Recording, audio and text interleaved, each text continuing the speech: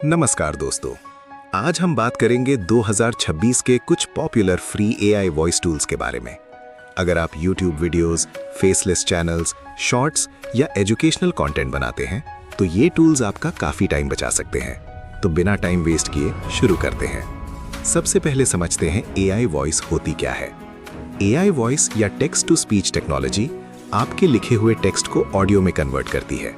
आप स्क्रिप्ट लिखते हो, एआई उस स्क्रिप्ट को पढ़कर वॉइस जनरेट करता है।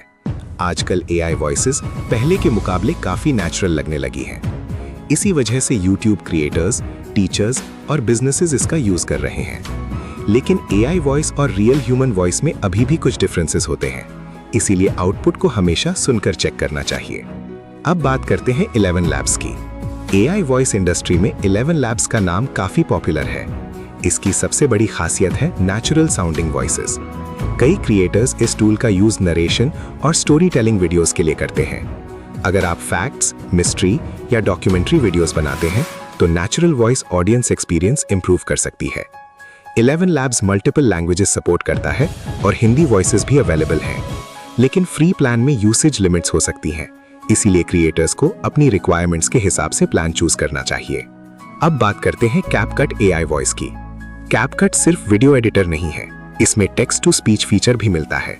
आप टेक्स्ट लिखो, वॉइस सिलेक्ट करो और ऑडियो जनरेट हो जाता है। ये फीचर शॉर्ट्स क्रिएटर्स के लिए काफी यूजफुल माना जाता है, क्योंकि एडिटिंग और वॉइस जनरेशन दोनों एक ही प्लेटफॉर्म पर हो जाते हैं। बिगिनर्स के लिए ये वर्कफ्लो काफी सिंपल हो सकता है। अब आते हैं TTS मेकर पर। ये एक popular free text to speech platform है। कई यूजर्स इसे बेसिक वॉइस ओवर्स के लिए यूज करते हैं। आप टेक्स्ट पेस्ट करते हो, वॉइस चूज करते हो और ऑडियो फाइल जनरेट कर सकते हो।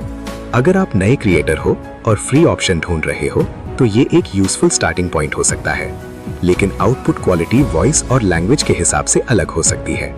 माइक्रोसॉफ्ट क्लिपचैम्प भी एआई वॉइस जनरेशन प्रोवाइड करता है।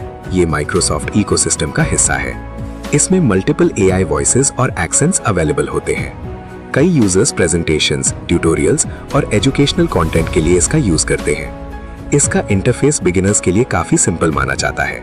अगर आप एडिटिंग और वॉइस जनरेशन को एक ही वर्कफ्लो में रखना चाहते हैं तो ये ऑप्शन यूजफुल हो सकता है। अब बात करते हैं कैनवा एआई वॉइस की। कैनवा को लोग डिजाइन टूल के रूप में जानते हैं, लेकिन कैनवा में वीडियो और प्रेजेंटेशन फीचर्स भी अवेलेबल हैं।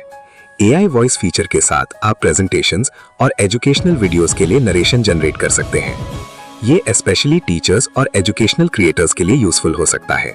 अब एक इम्पॉर्टेंट बात, एआई वॉइस टूल्स परफेक्ट नहीं होते। कभी कभी प्रोनाउंसिएशन एरर्स हो सकते हैं, कुछ वर्ड्स गलत बोल दिए जाते हैं। रीजनल नेम्स और अनकॉमन वर्ड्स में प्रॉब्लम्स आ सकती हैं। इसीलिए ऑडियो जनरेट करने के बाद उसे ध्यान से सुनना जरूरी है। दूसरी बात, एआई वॉइस कंटेंट में इमोशंस रियल ह्यूमन वॉइस जितने नेचुरल नहीं होते। टेक्नोलॉजी इंप्रूव हो रही है, लेकिन हर सिचुएशन में एआई ह्यूमन नरेशन को रिप्लेस नहीं करता। और तीसरी बात, एआई जनरेटेड कंटेंट का रिस्पॉन्सिबल यूज करना जरूरी है। ऑडियंस को मिसलीड नहीं करना चाहिए। अगर आप एजुकेशनल या फैक्ट्स चैनल चलाते हैं तो एक सिंपल वर्कफ्लो यूज कर सकते हैं। स्टेप 1, रिसर्च करो। स्टेप 2, स्क्रिप्ट लिखो। स्टेप 3, फैक्ट चेक करो। स्टेप 4, एआई वॉइस जनरेट करो। स्टेप 5, विजुअल्स और इमेजेस ऐड करो। स्टेप 6, वीडियो एडिट करो। स्टेप 7, स्ट्रॉन्ग थंबनेल और टाइटल बनाओ। ये प्रोसेस कंटेंट क्वालिटी इंप्रूव करने में हेल्प कर सकता है। तो दोस्तों, ये थे 2026 के कुछ पॉपुलर एआई वॉइस टूल्स। आपने इनमें से कौन सा टूल यूज किया है, कमेंट में जरूर बताइए। अगर वीडियो पसंद आई हो तो लाइक करिए, शेयर करिए और चैनल सब्सक्राइब करना मत भूलिए। मिलते हैं अगली वीडियो में, तब तक के लिए धन्यवाद।